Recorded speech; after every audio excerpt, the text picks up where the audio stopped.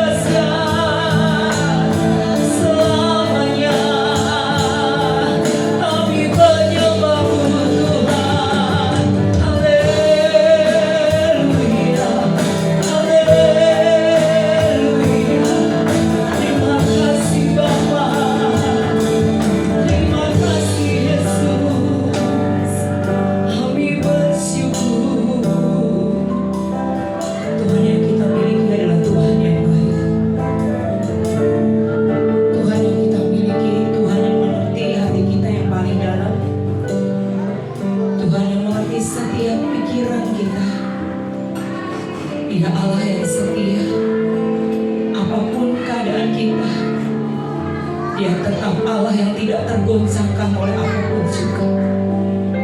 Dan kita taruh iman kita, pengharapan kita kepada Yesus yang percaya. Dia baik, Dia baik dan sangat baik. Haleluya. Ku sembah Engkau. Mari angkat tangan kita kepada Yesus yang percaya.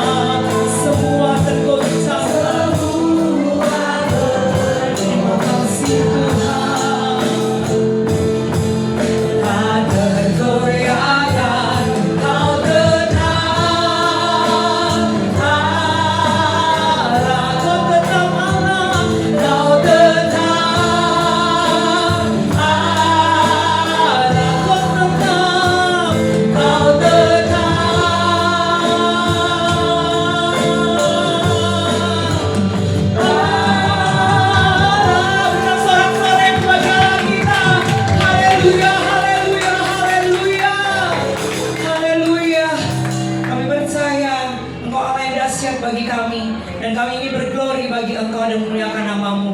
Terima kasih Tuhan. Mari umat Tuhan yang percaya katakan bersama-sama, amin. Mari berikan salam kiri kananmu, katakan kita bersaudara. Dan ku kasih untuk Tuhan, kasih dengan kasih Tuhan yang ajaib. Haleluya. Hari ini kurasa bahagia, berikan senyum pada dirimu yang baik. Mari berglori bagi Allah kita. Haleluya.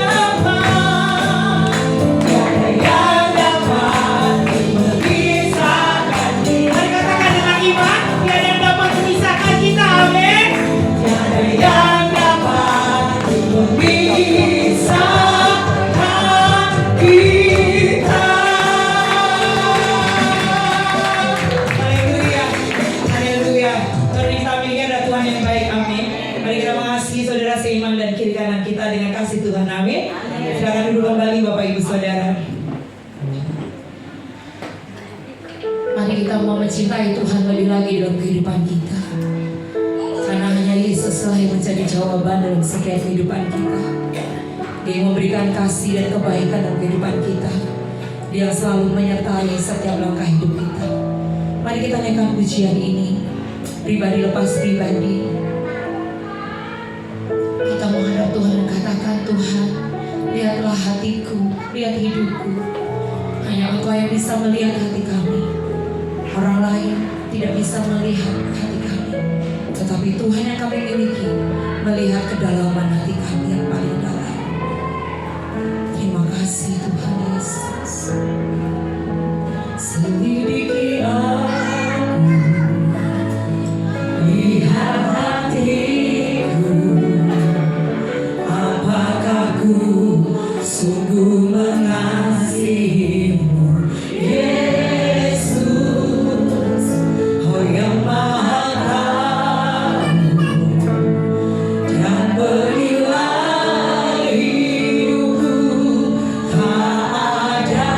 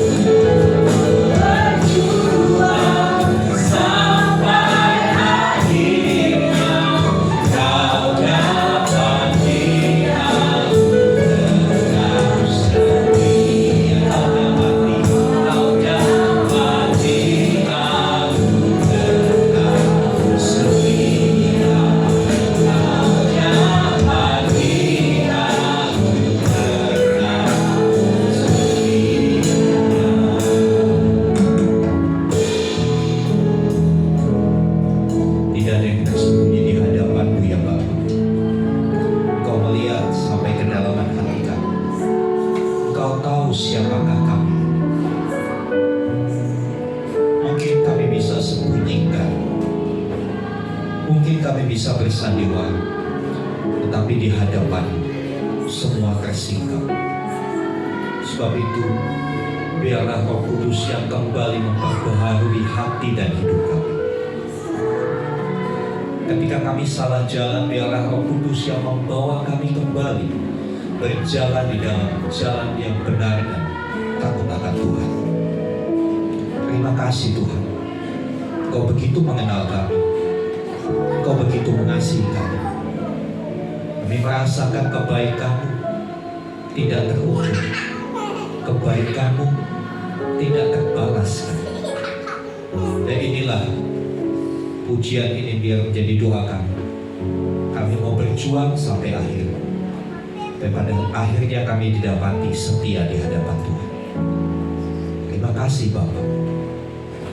Berkati teman-teman kami yang sudah melayani kami dalam pujian penyembahan. Jadikanlah mereka di dalam pekerjaan Tuhan tidak sia-sia. Tuhan yang terus mengembangkan talenta yang ada dalam hidup mereka. Sampai ke depan mereka boleh lebih maksimal lagi memuliakan Tuhan. Terima kasih Bapak. Di dalam nama Tuhan Yesus kami berdoa. Haleluya. Amin. Amin. Silakan duduk. Bapak Ibu, ada satu pertanyaan yang menarik. Ya. Apakah aku takut akan Tuhan? Ya, apakah aku takut akan Tuhan? Ya, banyak orang berkata saya itu orang yang takut akan Tuhan. Buktinya saya rajin ibadah, saya melayani. Ya, banyak orang ngomong gitu. Ya, bahkan kita juga mengaku. Ya, banyak orang mengaku dirinya takut akan Tuhan. Ya, tapi pertanyaannya, apakah sudah memenuhi kriteria? Apakah ciri-ciri orang takut akan Tuhan itu ada di dalam diri kita? Jangan sampai kita hanya mengaku-mengaku atau bahasa anak muda kepedean gitu ya. Kepedean, saya takut akan Tuhan. Oleh sebab itu hari ini kita mau belajar. Ya. Kita mau belajar ada 3 ciri utama orang yang hidupnya takut akan Tuhan. Ada 3 ciri utama. Nanti kita akan lihat. Ya, apakah kita punya 3 hal itu? Kalau itu ada dalam diri kita, puji Tuhan, berarti kita masuk kategori orang yang takut akan Tuhan. Dan minggu yang lalu kita sudah belajar bahwa takut akan Tuhan itu gak sia-sia. Amin. Takut akan Tuhan itu gak sia-sia. Dapat apa aja yang takut akan Tuhan? Minggu lalu kekayaan, apalagi kehormatan, apalagi lupa kehidupan. Iya. Ganjaran orang yang takut akan Tuhan itu kekayaan, kehormatan, takut akan Tuhan. Kalau lupa masih ada rekamannya di YouTube. Baik saudara, kita akan melihat apa 3 ciri utama orang yang hidup takut akan Tuhan. Dan biar ini menjadi cermin buat kita. Ya, kita gak usah lihat kiri kanan kita, gak usah lihat istri suami kita, lihatlah kepada diri kita sendiri. Saya ketika mempersiapkan ini, seperti ini cermin buat saya. Bapak Ibu sebelum berangkat ke gereja tadi bercermin dulu gak? Pasti dong, ya kan? Yang ibu-ibu lihat dulu, lipstiknya udah pas belum, bedaknya ketebelan apa enggak? Ya, kaum bapak juga begitu, ya. Jadi bajunya udah benar belum, begitu ya. Jadi firman Tuhan itu seperti cermin, menunjukkan siapa kita sebenarnya. Cermin itu nggak pernah bohong, betul ya? Ya, cermin datang itu nggak pernah bohong. Ya, seperti apa kita, seperti itu yang ditampilkan. Firman Tuhan itu nggak pernah bohong. Kadang-kala kalau kita minta pendapat teman, kadang-kala karena dia ada maunya, dia kasih penilaian yang baik-baik sama kita. Menurut kamu, saya itu takut akan Tuhan gak? Oh ya, kamu takut akan Tuhan, jelas dong. Kamu kan rajin, di komsel rajin, pelayanan rajin, ya kan? Nonton sinetron juga rajin, gitu. Ya, kadang-kadang ketika kita minta pendapat orang itu memperlakukan kita ABS, asal Bapak senang, asal dunia senang gitu kan. Tapi kalau firman Tuhan itu menilai kita apa adanya, seperti apa kita, itulah yang ditujukan kepada kita. Ya, oke, kita akan melihat sekarang 3 ciri orang yang hidup takut akan Tuhan. Yang pertama, hidup taat kepada firman-Nya. Ini yang pertama dan yang utama, hidup taat akan firman-Nya. Kita buka ayatnya, Ulangan 10, 12 sampai 13. Selama 1 bulan ini kita sering kali membaca ayat ini. Ya, tolong Saudara Niki bacakan Ulangan 10 ayat 12 dan 13.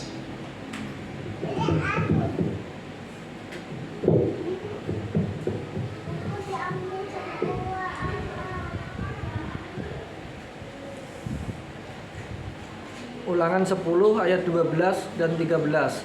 Maka sekarang, hai orang Israel, apakah yang dimintakan daripadamu oleh Tuhan Allahmu selain dari takut akan Tuhan Allahmu, hidup menurut segala jalan yang ditunjukkannya, mengasihi Dia, beribadah kepada Tuhan Allahmu dengan segenap hatimu dan dengan segenap jiwamu, berpegang pada perintah dan ketetapan Tuhan yang kusampaikan kepadamu pada hari ini, supaya baik keadaanmu. Iya, apa yang diminta Tuhan dari kita?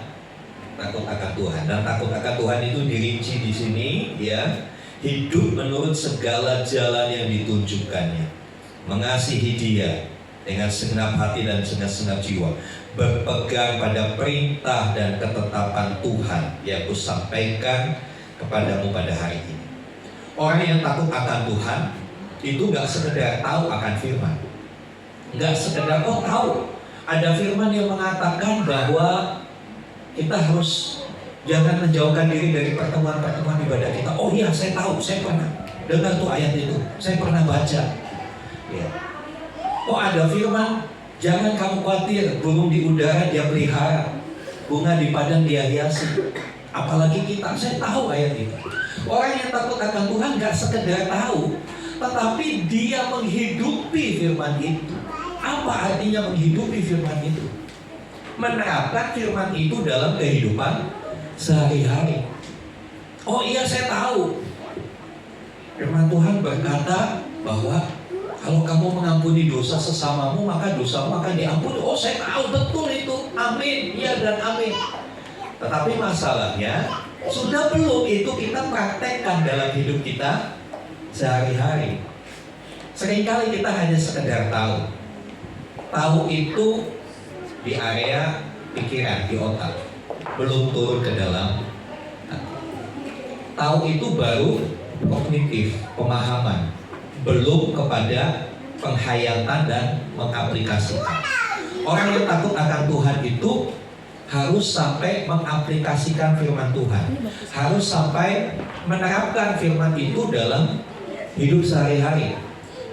Ya, seringkali saya melihat banyak orang ya bagus sih niatnya, saya ingin sekolah teologi, saya ingin lebih tahu firman Tuhan. Makanya ketika saya bicara kepada adik-adik mahasiswa teologi, saya katakan jangan sekedar tahu, jangan sekedar pandai menjelaskan firman Tuhan, tapi hendaklah kita juga pandai melakukan firman Tuhan. Amin. Karena kita dipanggil bukan hanya menjadi pendengar atau penghafal firman, tapi kita dipanggil untuk menjadi pelaku firman. Bilang sama sebelahnya, jadi pelaku firman. Orang yang takut akan Tuhan, ciri utamanya itu hidupnya taat kepada firman.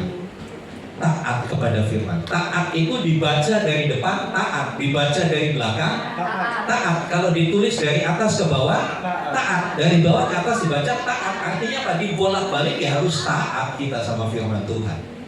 Ya, jadi saudara yang dikasih Tuhan. Nah, pertanyaannya, mengapa ketaatan itu menjadi yang nomor 1? Kenapa nomor 1 takut akan Tuhan harus kasih persembahan? Enggak. Itu mah belakangan, itu akibat dari takut akan Tuhan, akibat kita mencintai firman Tuhan. Kita nggak sayang sama harta kita, kita mendukung pekerjaan Tuhan. Tapi itu dimulai dari langkah pertama adalah ketaatan akan firman. Mengapa ketaatan itu menjadi nomor satu?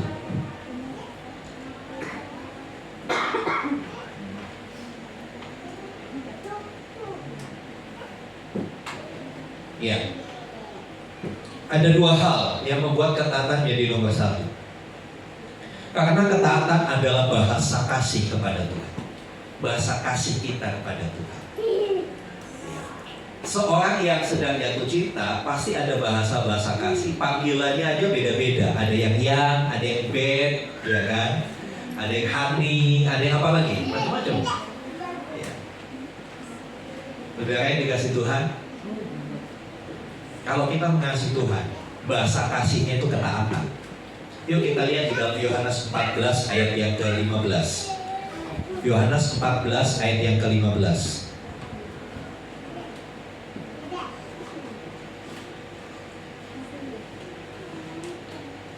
Yohanes 14 ayat yang ke-15, demikian firman Tuhan, jika kamu mengasihi aku, kamu akan, kita baca sama-sama Yohanes 14 ayat 15.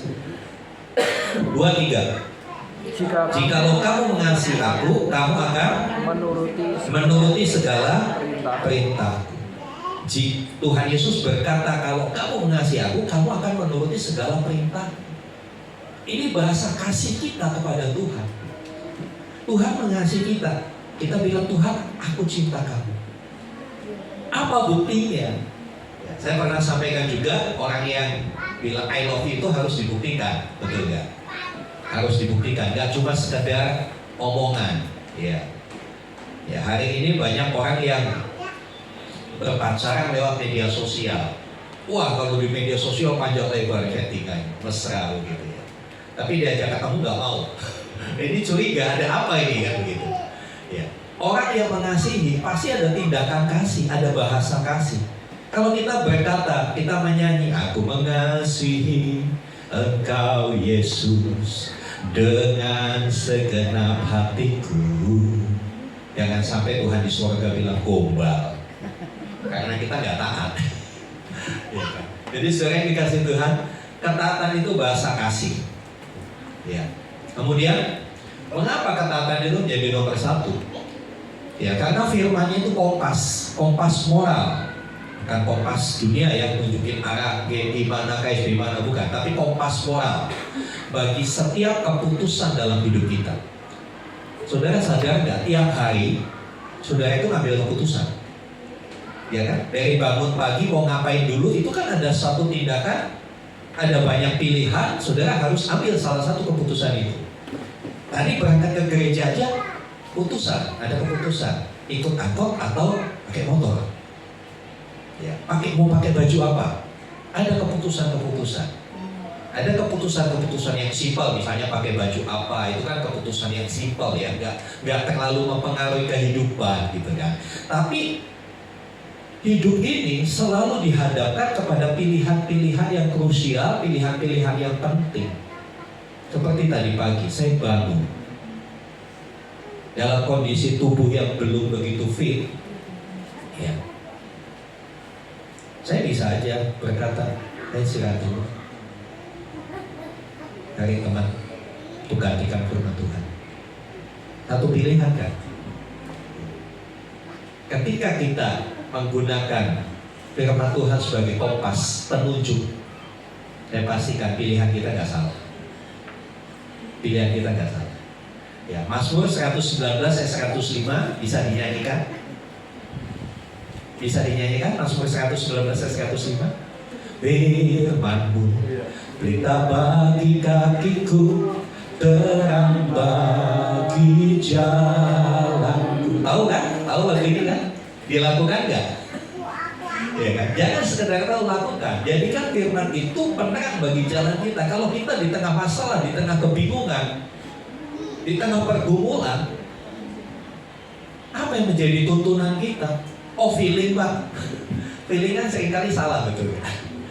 Firman Tuhan itu jadikan pelita, jadikan kompas. Iya. Kita akan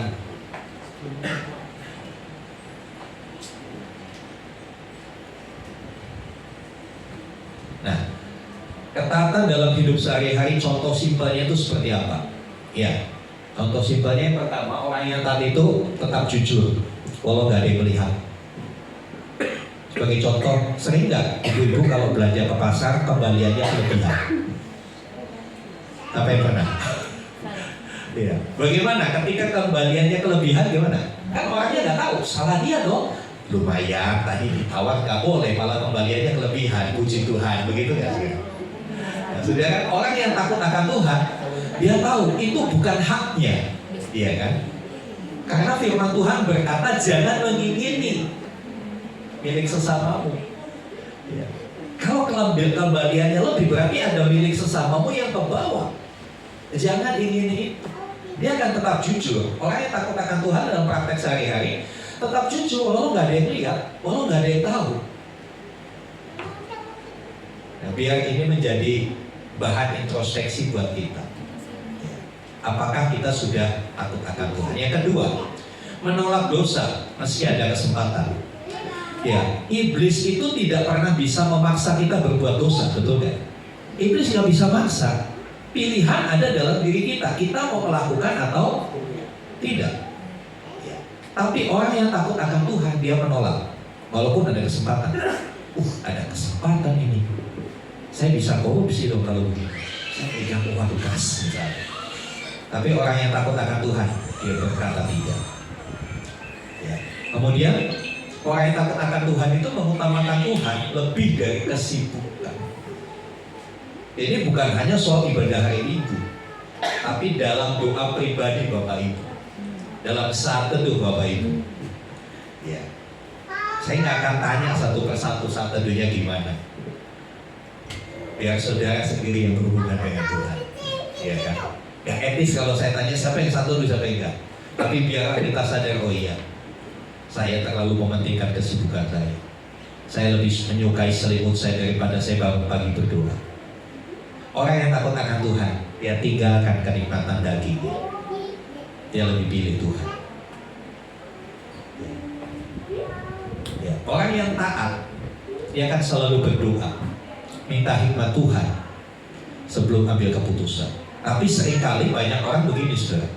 Ambil keputusan dulu, jalani, kena masalah baru Tuhan tolong.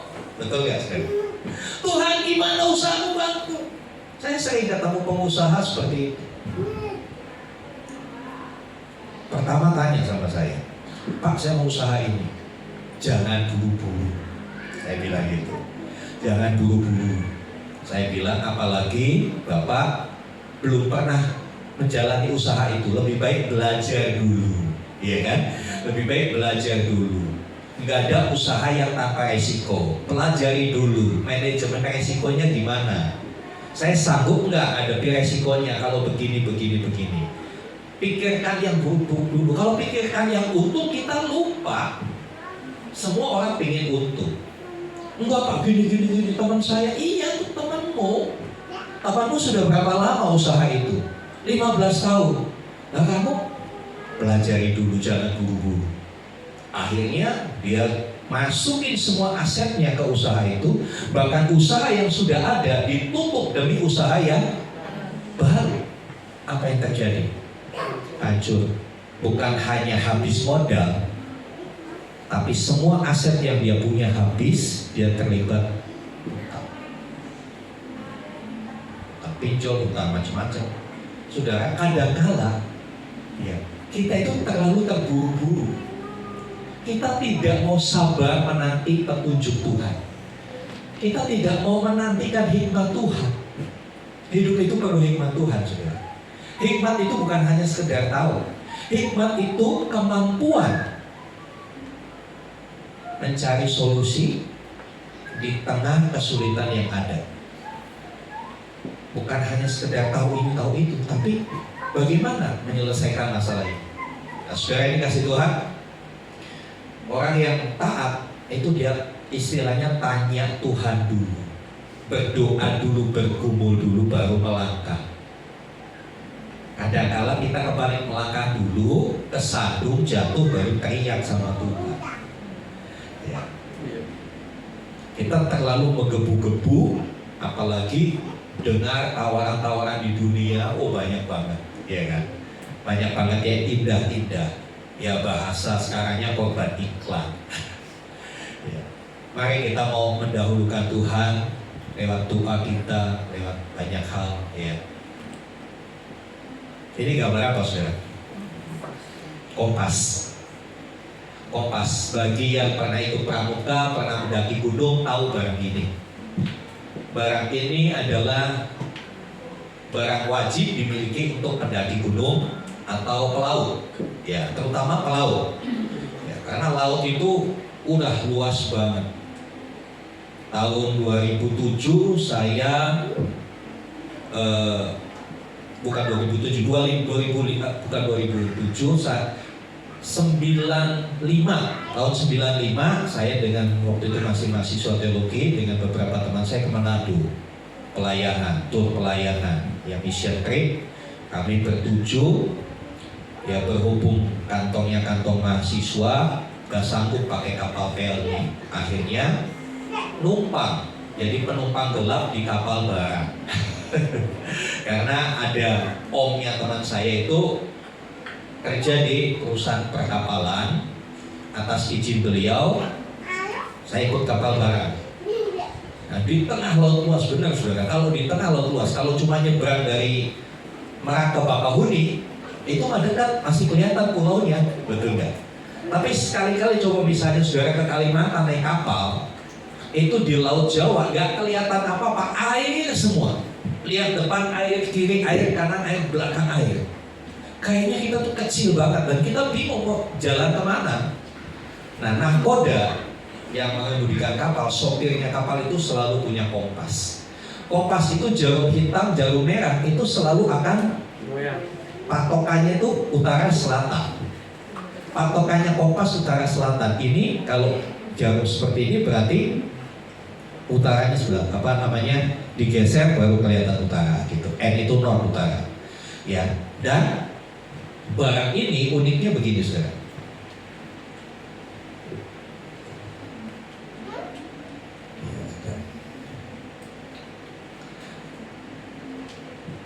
Ya, dimanapun, kapanpun, bagaimanapun keadaannya, cuaca apapun, musim apapun, kompas selalu menunjuk arah utara dan selatan.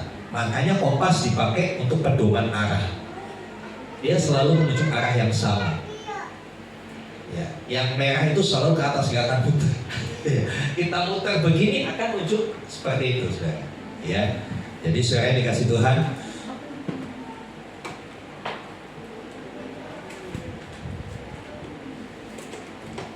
Ya, ini kompas kehidupan kita.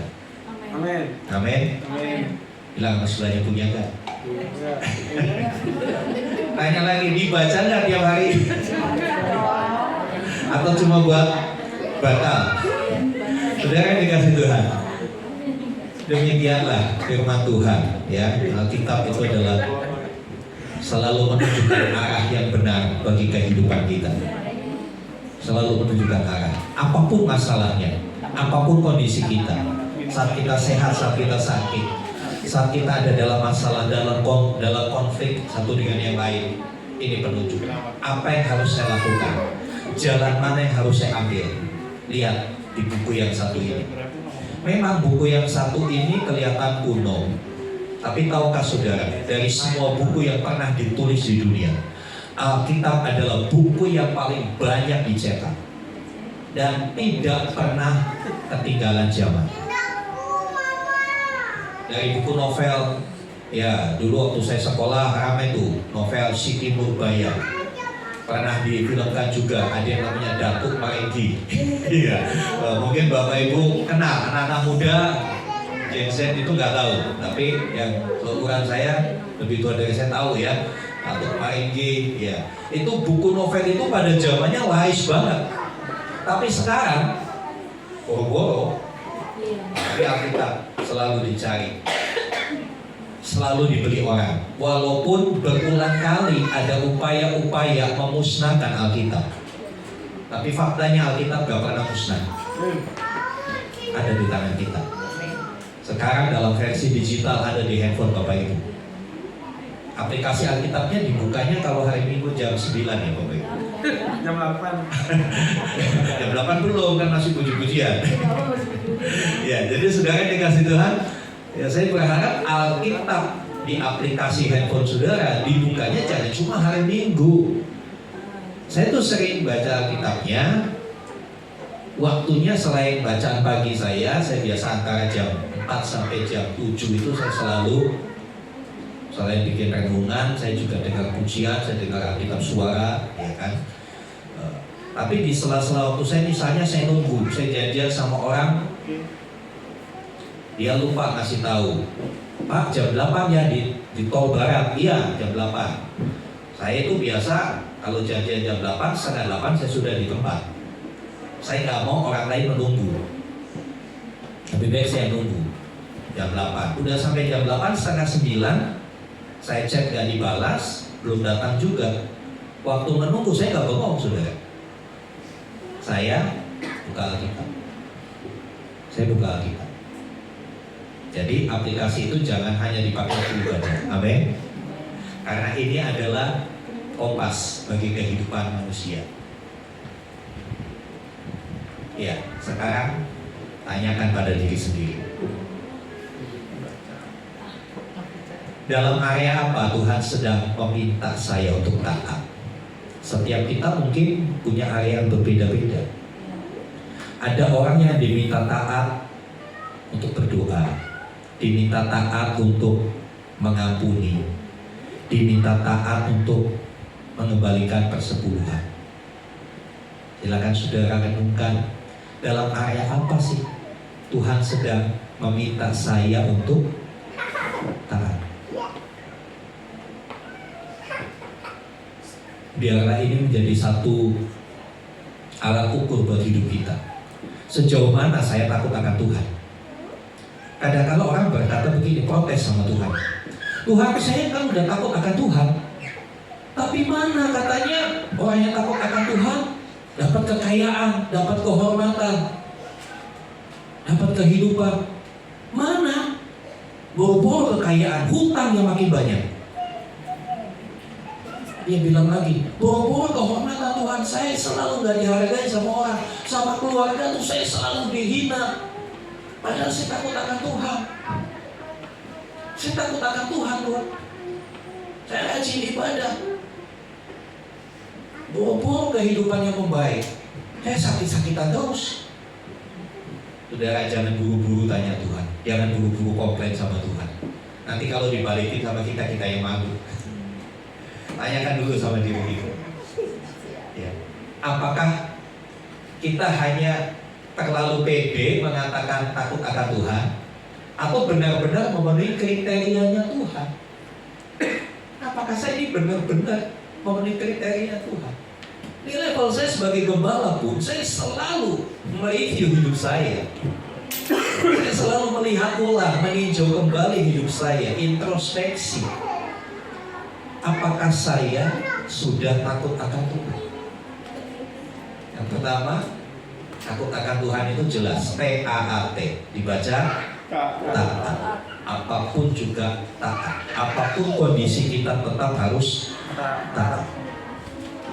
Tanya sama diri kita, area mana yang sedang Tuhan minta untuk taat? Hal-hal apa yang saya belum bisa taat, gampangnya gitu sekarang. Hal-hal apa yang saya belum bisa taat? Kalau kita sudah tahu, ayo perbaiki itu. Amin. Kita nggak mampu. Ada Roh Kudus. Roh Kudus, Tuhan Yesus katakan, aku akan memberikan penolong. Dia itu penolong. Roh Kudus tolongin saya dong.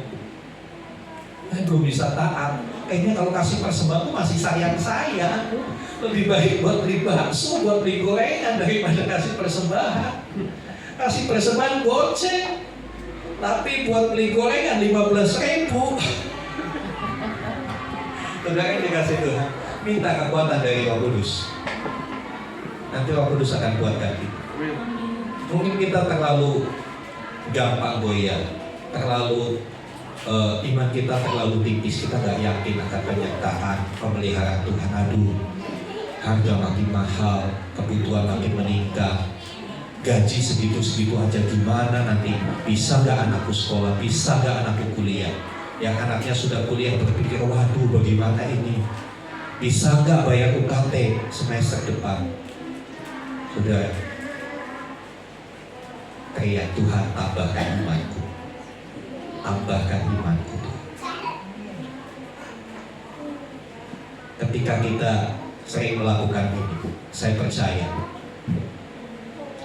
kita akan menjadi pribadi yang kuat.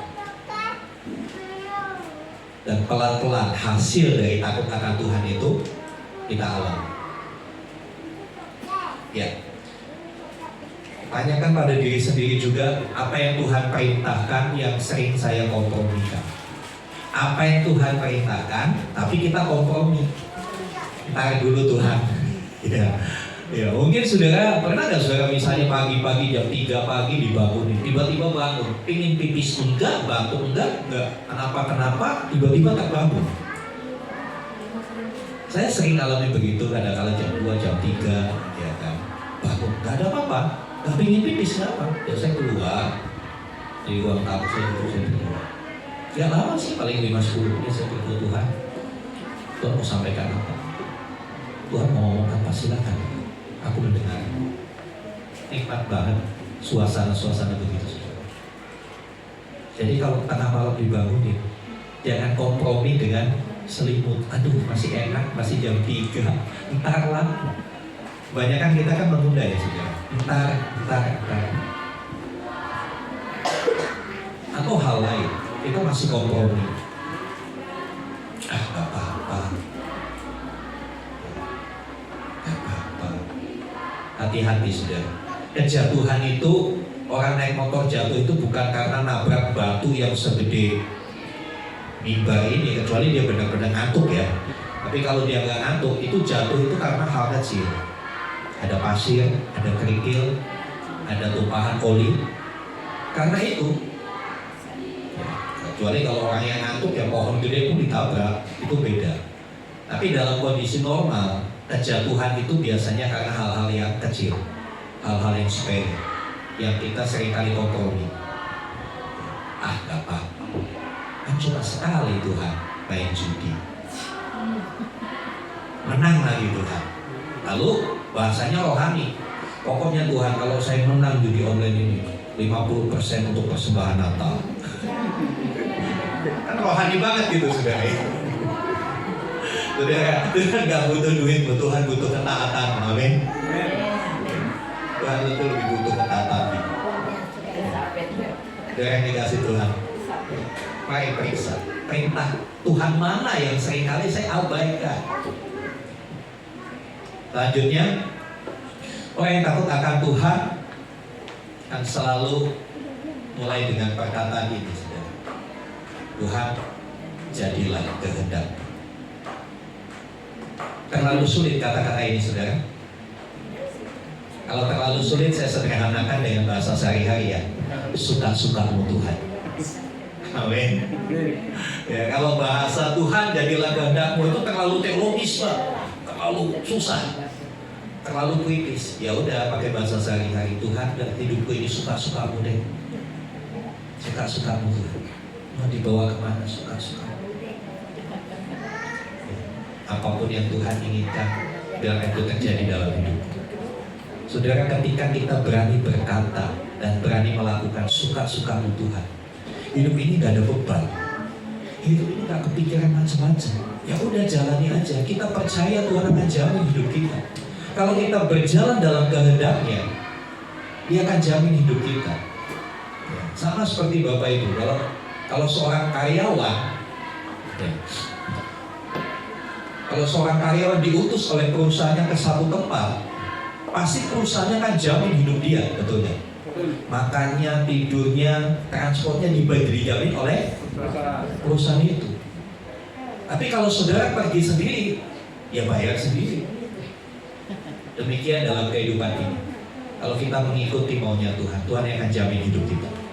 Tapi kalau kita berjalan ke arah suka-suka gue, ya tanggung sendiri akibatnya. Tanggung sendiri akibat.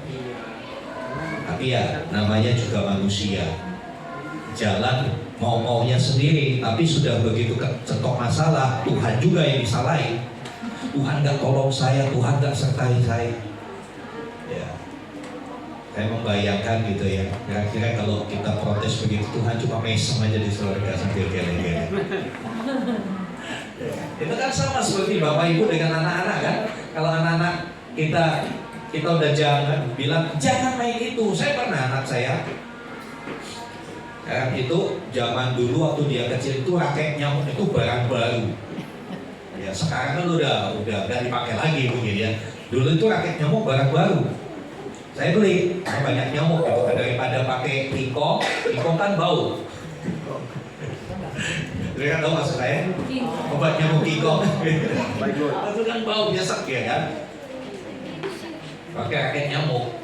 Itu dia masih 3 tahunan gitu, segede Ivana kurang lebih. Dia pegang, dia pencet. Terus tangannya dia nempel. Saya bilang jangan deh, nanti nyetrum.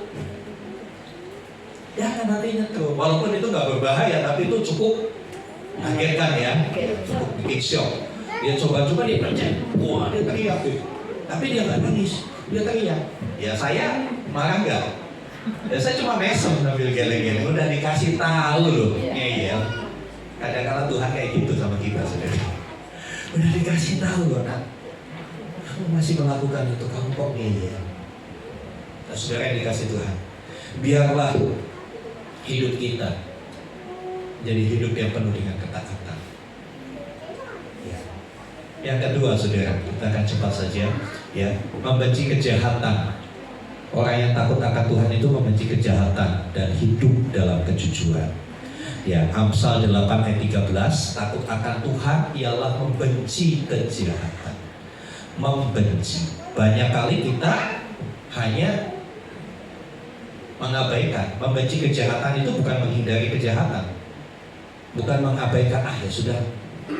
Tapi membenci kejahatan itu sikap tegas dalam hati menolak dosa. Apakah hatimu menolak sesuatu yang jahat? Apakah hatimu berkata tidak kepada sesuatu yang dosa? Kadang-kala kita lebih cenderung kompromi, ya Pak Eko ya. Gak dilihat sayang, dilihat Barang bagus. dosa. Jadi milih yang mana nih? Dilihat apa nggak dilihat? Ayo. Gak usah dijawab. Jadi saudara yang dikasih Tuhan, kadang-kala kita ini nggak suka, tapi hati ini masih mau lirik-lirik gitu. Orang yang takut akan Tuhan itu membenci. Membenci itu gimana sih? Benar-benar gak mau, benar-benar berpaling. Saya melihat ya, kalau dalam satu komunitas di sini gak ada, di sini hidup dalam kasih semua. Ya. Biasanya dalam komunitas gitu, kalau ada orang yang lagi gak cocok gitu ya, papasan gimana? Lengos, betul gak? Betul. Dia jalan sini, tunggu dia lewat dulu, pura-pura dengan kipas kayak apa gitu. Ya, ketemu di pasar, papasan, nggak pengen beli bayam karena ketemu orang yang dimusuhi, ketemu papasan, ya udah pura-pura beli bayam, padahal nggak mau beli. Tapi hatinya gimana? Kita kayak gitu nggak dengan dosa? Sikap hati kita kayak gitu nggak? Benar-benar berpaling, nggak mau lihat lagi. Benar-benar nggak mau lagi, nggak mau bersentuhan lagi. Ya. Kita membenci kejahatan, bukan membenci orangnya, tapi kejahatannya. Kadang-kala yang terjadi kan kita benci sama orangnya. Dia itu mulutnya ember, ngomong sembarangan, nggak mikir kalau ngomong. Padahal dia juga sama kayak gitu. Itu bukan membenci kejahatan, membenci orang yang berbuat jahat. Apalagi jahatnya sama dirinya, dia benci banget. Tapi dia sendiri kalau diukur bisa lebih jahat. Mulutnya bisa lebih jahat dari orang itu. Nah, orang yang takut akan Tuhan itu membenci perbuatannya. Dengan apa? Dengan menolak. Hati yang menolak gimana sudah? ya enggak gitu kan. Ya kan. Nah, next. Ya, mengapa kejujuran itu penting? Ya, Amsal 14 ayat 2 dikatakan siapa berjalan jujur takut akan Tuhan. Jadi jujur itu, orang yang jujur pasti dia takut akan Tuhan. Kejujuran adalah bukti bahwa kita mengakui Tuhan sebagai yang maha besar dan maha tahu. Ya, kalau kita nggak jujur, kita berpikir Tuhan itu nggak tahu kok. Ya kan? Kalau kita jujur, buat apa kita sembunyikan sesuatu? Buat apa kita membelokkan fakta? Oh, Tuhan tahu semuanya. Ya kan? Buat apa kita sembunyikan? Buat apa kita hidup pakai topeng? Oh Tuhan tahu. Ya. Orang yang takut akan Tuhan itu nggak kompromi dengan dosa apapun, menjaga integritas dimanapun. Integritas itu apa? Gampangnya integritas itu apa yang di dalam hati itu yang terucap. Apa yang di hati itu yang dipikirkan, itu yang diucapkan, itu yang dilakukan. Sinkron. Hati dan omongannya sinkron. Pikiran dan perilakunya sinkron. Ya. Menolak korupsi, manipulasi, kebohongan, ketidakadilan. Menolak bukan berarti saya nggak suka kamu bohong, enggak. Menolak itu artinya kita tidak melakukan gitu loh. Banyak kali kita berkata saya menolak anti korupsi, banyak kan? Apa namanya, demo-demo jangan korupsi, tapi dia sendiri melakukan korupsi. Cuma yang di demo gede ya, korupsinya kecil. Sebetulnya dia bilang apa? Jangan korupsi, maksudnya kalau korupsi bagi-bagi gua juga gitu. Gua yang kecil udah gede, marahnya tuh di situ. Ya, tanpa sadar kadang-kala ya saya bingung juga dengan orang Indonesia. Kadang-kala kita ini kan mau pemimpin kita nggak korupsi, tapi kita yang ngajarin mereka korupsi. Buktinya apa? Cinta damai. Ya itu cinta damai. Ya kan. Ya, Indonesia kan jago tembak, KTP ditembak, SIM ditembak, apalagi ditembak, semua ditembak. Makanya kalau kejuaraan menembak Indonesia selalu menang. Polisi menembak. Ya. Ya, menjauhi gosip, fitnah, hal-hal yang najis, kata-kata kotor. Menjauhi itu dalam pengertian tidak melakukan. Bagaimana? Soalnya enak Pak, kalau gosip itu aduh digosok makin besar kan. Ingat, orang yang jujur itu dikenal Tuhan. Saudara lihat ini gambar apa? Beli kaca entong. Kalau bapak-bapak yang bawa mobil depan begini gimana? Disapu Pak. Ngeri nggak sudah? Dipecahin aja Pak. Jadi basah dong. Iya kan? Iya.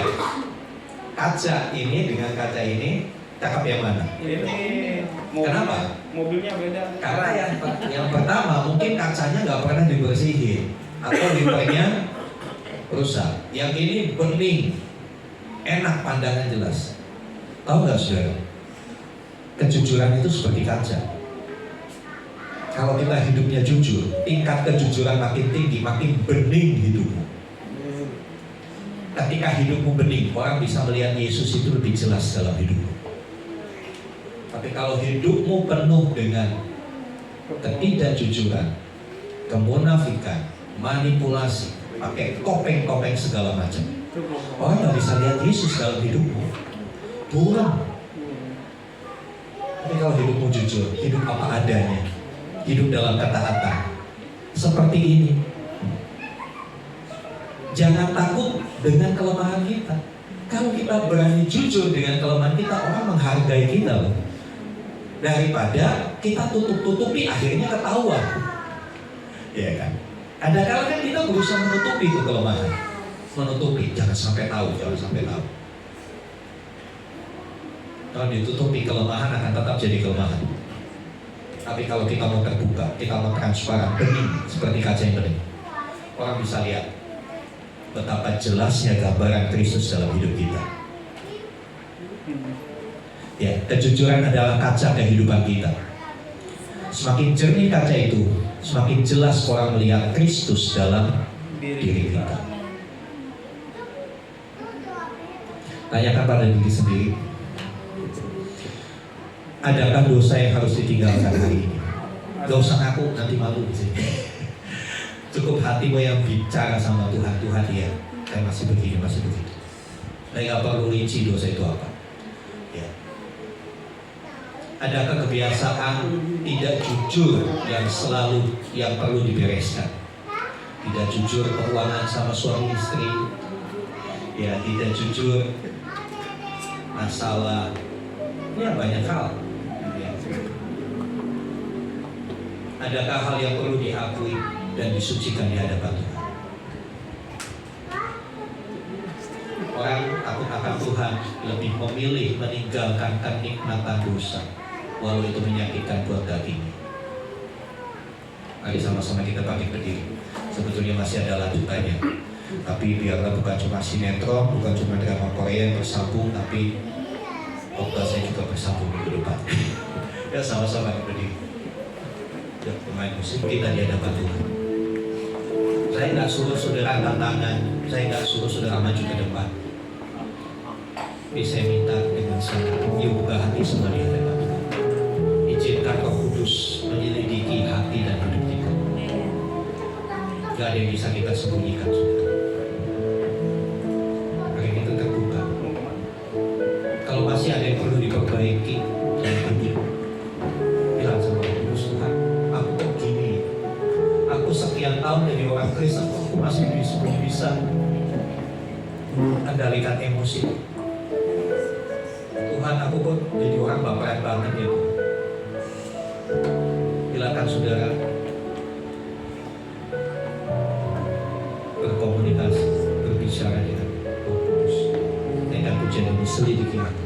Selidiki aku, lihat hatiku, apakah ku sungguh mengasihimu, Yesus, Kau yang Maha Tahu. Biarkan Dia menilai hidup kita. Dan menilai hidupku, tak ada yang bersembunyi bagiku. Sekali lagi katakan, Selidiki aku, yang ini menjadi doa kita di hadapan Tuhan pagi hari ini. Tuhan, lihat hatiku Tuhan. apakah ku sungguh mengasihimu, Yesus, Kau yang Maha Tahu, dan menilai hidupku, tak ada yang tersembunyi bagiku. Telah kulihat Aku lihat kebaikan-Mu yang tak pernah habis hidupku.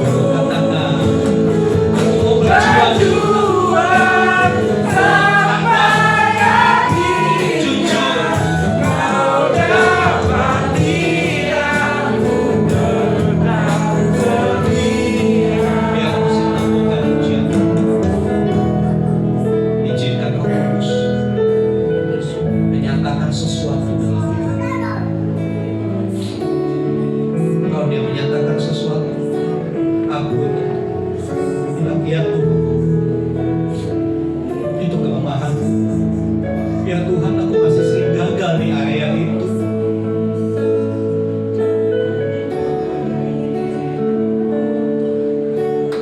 Minta kekuatannya, minta pertolongannya. Engkau benar-benar memenuhi kriteria sebagai orang yang takut akan Tuhan. Takutnya takut akan Tuhan itu berlaku di mana. Orang yang takut akan Tuhan gak peduli dilihat atau tidak dilihat orang, dia tetap taat sama Tuhan. Dia tetap gak kompromi sama dosa. Dia tetap jujur tampil apa adanya tanpa topeng kemunafikan. Haleluya. Bukankah selama ini Tuhan sudah begitu baik buat hidup? Berapa kali kau sakit dan Tuhan sembuhkan hidup? Berapa kali saudara kondisi kepepet ekonomi, tapi tiba-tiba Tuhan buka jalan. Terima kasih. Masih kurangkah kasih karunia-Nya bagi hidupmu? Mengapa masih ada hal-hal yang belum bisa kita lepaskan? Haleluya.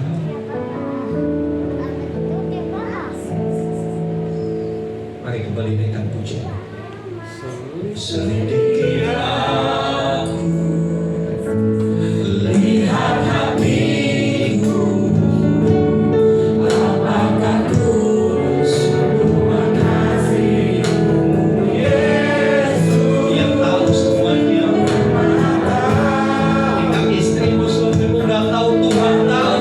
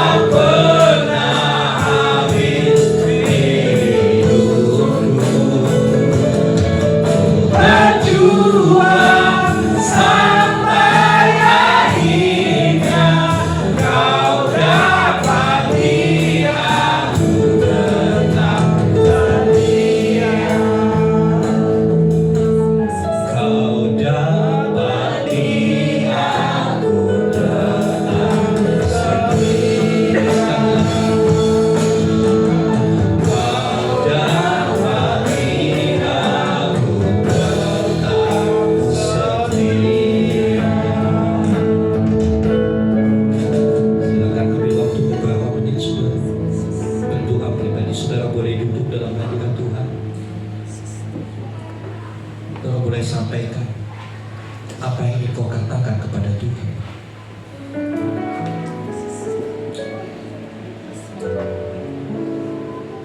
Minta kekuatannya, kita boleh menjadi orang yang taat. Minta bimbingannya, supaya kita menjadi orang-orang yang benci dengan kejahatan dan hidup dalam kejujuran. Haleluya, haleluya. Kebenaran firman-Mu menempel kami pagi hari ini, membongkar habis siapa diri. Inilah diri kami. Kami gak bisa sembunyikan lagi di hadapan. Roh Kudus, tolong kami, murnikan kembali hati kami, luruskan motivasi kami, tuntun jalan kami ya Roh Kudus. Tambahkan iman kami. Ampuni kami seringkali kami meragukan Tuhan. Ampuni kami kurang percaya kalau Tuhan sanggup menolong kami. Kami terlalu khawatir dengan kondisi yang kami hadapi. Tapi biar kebenaran firman Tuhan ini membuat kami tersadar untuk kami taruh iman kepada Tuhan, Allah yang kuasa, Allah yang dahsyat, Allah yang tiada bandingan, Yesus Kristus. Kami rindu, kami menikmati kekayaan, kehormatan dan kehidupan yang Kau janjikan. Kami mau tingkatkan kualitas iman kami. Kami mau lebih bersungguh-sungguh lagi hidup takut akan Tuhan. Terima kasih untuk pagi hari ini. Terima kasih untuk kebenaran firman-Mu. Biarlah ini menjadi bagian ingat-ingatan. Roh Kudus, ingatkan kami terus akan apa yang kami dengar hari ini, supaya itu boleh kami hidupi dalam hidup sehari-hari. Terima kasih Bapa. Dalam nama Tuhan Yesus kami berdoa. Haleluya. Amin. Amin. Ya, baik Bapak Ibu diberi kesempatan untuk memberi. Terima kasih Tuhan atas berkat kasih karunia-Mu serta penyertaan-Mu hingga awal hingga sampai akhir Tuhan. Tuhan, mungkin sedikit ada persembahan dari kami Tuhan yang kami berikan untuk-Mu Tuhan. Terimalah Tuhan dengan segenap hati Tuhan. Tuhan, mungkin ada saudara kami yang sedang sakit atau yang tidak datang Tuhan, kiranya Engkau semua yang mengatur atas kesembuhan dan atas ketidakhadiran mereka Tuhan. Tuhan Yesus, terimalah kami Tuhan di dalam nama anak-Mu yang kudus Tuhan kita Tuhan Yesus Kristus. Kami berdoa dan mengucap syukur. Amin. Amin. Silakan duduk Bapak Ibu. Ada. Kami mengucap syukur Bapak di pagi hari ini Bapak, di mana satu pekan yang sudah kami lewati bersama-Mu Bapak, kami senantiasa dapat mengikuti langkah-langkah firman-Mu Bapak.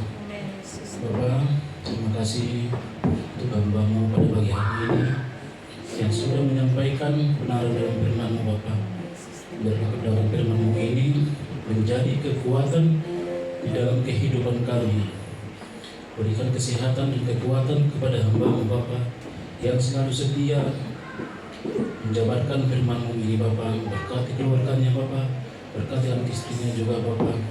Jauhkan Bapa ini dari segala berbahaya. Terima kasih Bapa untuk semua jemaat yang telah hadir di tempat ini Bapa, yang selalu merindukan kebenaran dalam firman-Mu ini Bapa. Jadikanlah kami Bapa di dalam kehidupan kami sehari-hari yang selalu taat dan tidak hanya mendengar di dalam kebenaran firman-Mu ini Bapa. Terima kasih Bapa untuk setiap tempat ini, pemilik pokok ini Bapa, yang selalu mengizinkan kami beribadah di tempat ini Bapa. Biarlah senantiasa Bapa Engkau berkati, dan begitu juga Bapa di dalam kehidupan kami sehari-hari Bapa. Kerinduan kami mempunyai tempat ibadah yang permanen Bapa. Engkau cukupkan Bapa apa keperluan kami. Di dalam nama Tuhan Yesus kami percaya dan yakin Bapa, tiada yang mustahil bagi Bapa. Bapa yang baik, terima kasih untuk RT RW di tempat ini Bapa yang memberi kami kesempatan dan beribadah. Biarlah kami juga Bapa yakin dan percaya Bapa, mereka juga selalu membawa kami di dalam doa-doanya Bapa, agar kami itu Bapa menjadi lebih dekat lagi kepada-Mu Bapa dalam kehidupan ini Bapa. Bapak yang baik, terima kasih Bapak untuk pemimpinan Pak Presiden dan Wakil Presiden berserta jajarannya Kapolri dan para menteri Bapak yang pada saat ini Bapak. Engkau sudah memilih Bapak, Engkau sudah menunjukkan Bapak kepemimpinan yang takut akan Tuhan yang menjauhkan dari para korupsi Bapak. Terima kasih Bapak untuk biarlah negara ini menjadi negara yang takut akan Tuhan Bapak. Biarlah keekonomian negara ini menjadi yang normal Bapak dan dijauhkan daripada korupsi Bapak. Terima kasih juga Bapak setiap para petugas pelayan pada pagi hari ini Bapak. Mereka sudah memberikan tenaga dan jeripayanya Bapak. Engkau berkati Bapak di setiap pergumulan rumah tangganya Bapak. Engkau berikan mereka sukacita selalu Bapak. Engkau jauhkan mereka daripada segala mara bahaya Bapak.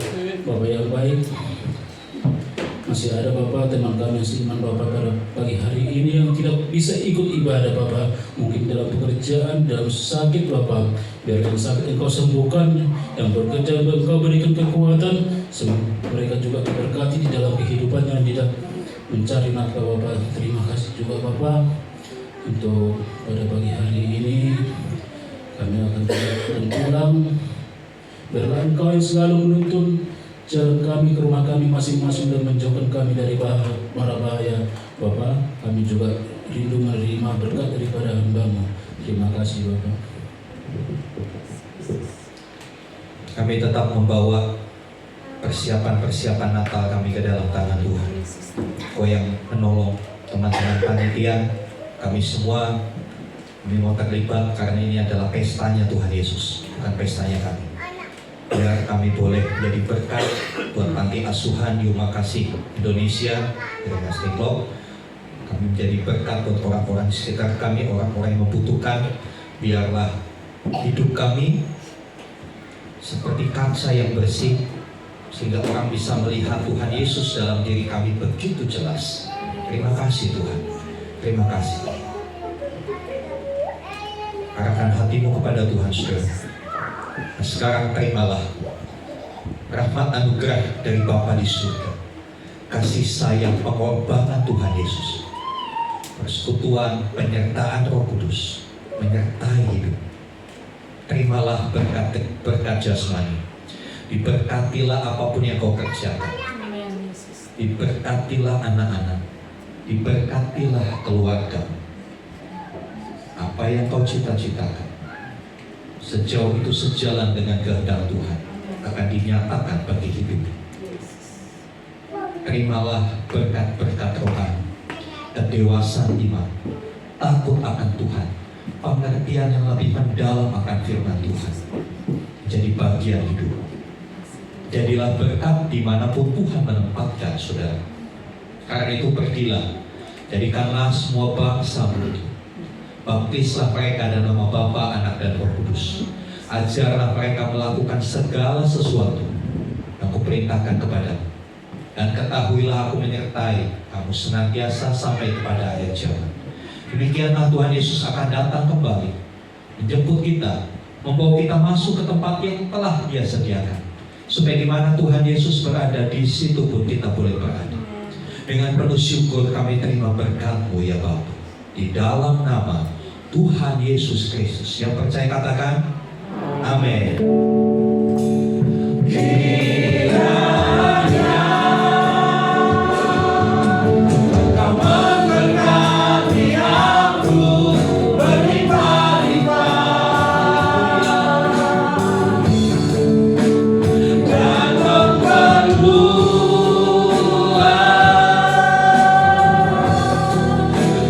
God.